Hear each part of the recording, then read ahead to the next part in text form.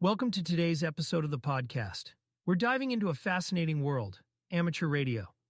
Now, if you've ever been curious about setting up your own amateur radio station, stick around because we're breaking down the essentials.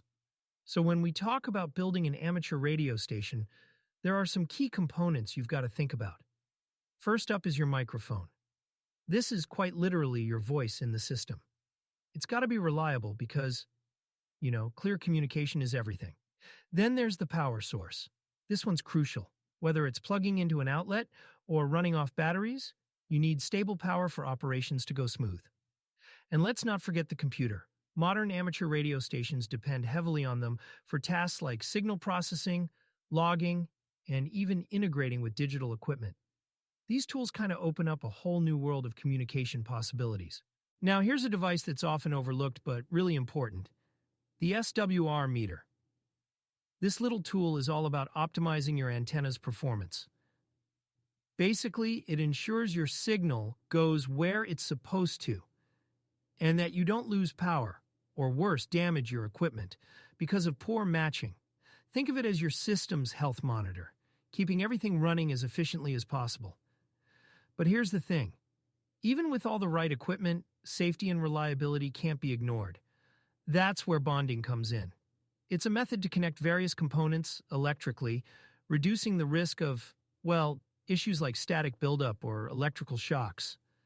It's small details like these that can make a big difference in how smoothly your station operates.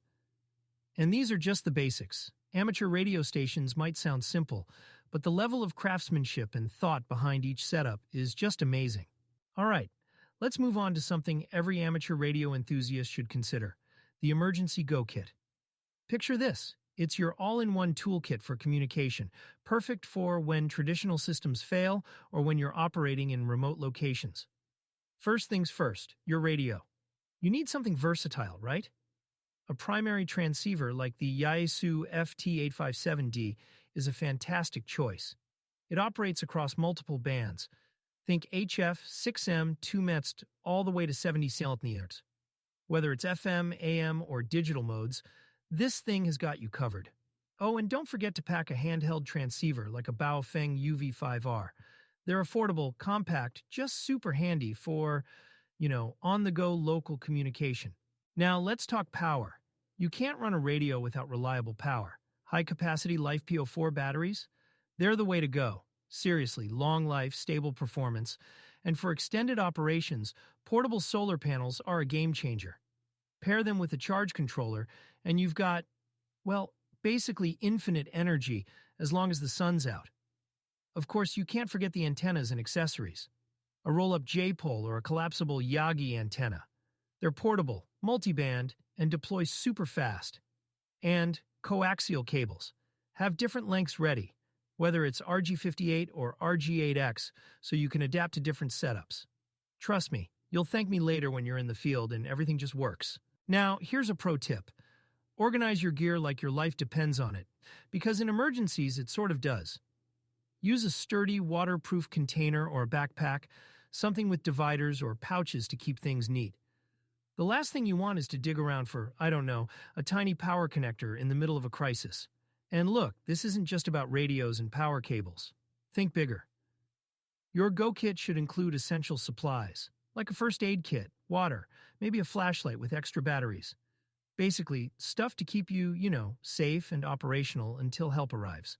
Small details like these? They're what turn a decent Go Kit into a great one. So there you have it. A well-thought-out Go Kit can make all the difference, whether it's a natural disaster or a weekend outdoor adventure. To wrap up, let's talk about real-world emergencies.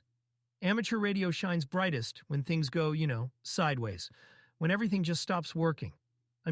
It's pretty amazing how, in crisis after crisis, operators with their Go Kits have stepped up to keep communities connected. Take Hurricane Katrina. Amateur radio operators played a life-saving role by maintaining communication when, honestly, everything else failed. Those Go Kits, they weren't just boxes of gear, they were lifelines. Operators had antennas rigged up, solar panels to stay powered, and they kept vital information flowing. It's a testament to how, with the right preparation, amateur radio can be a game changer. But it's not just about having the gear, right?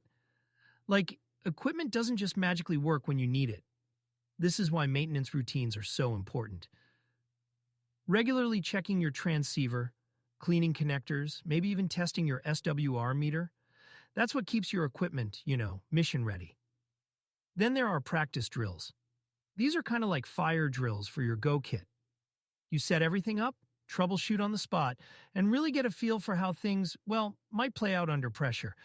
And I'll be honest, those dry runs? They're where you figure out where the weak spots are, before you find yourself in the middle of an emergency wishing you'd packed, I don't know, extra coaxial cable or spare batteries. And beyond just the drills and gear checks, the technology itself is evolving. I read about operators using digital modes like FT8 or WinLink in remote disaster areas. These tools can send, honestly, huge amounts of critical data over minimal bandwidth. It's efficiency at its best. And it shows just how far planning and innovation can take you when everything's on the line. At the end of the day, it all comes down to preparation. Having the right tools, knowing how to use them, and then practicing until it's second nature, that's how amateur radio operators make a real difference. And even if you're just getting started, it's never, too early to think about how you can be ready to help. And that'll do it for today's episode. I hope this gave you a new appreciation for the power and potential of amateur radio, especially in emergencies. Until next time, stay curious, stay prepared, and as always, keep exploring. Take care.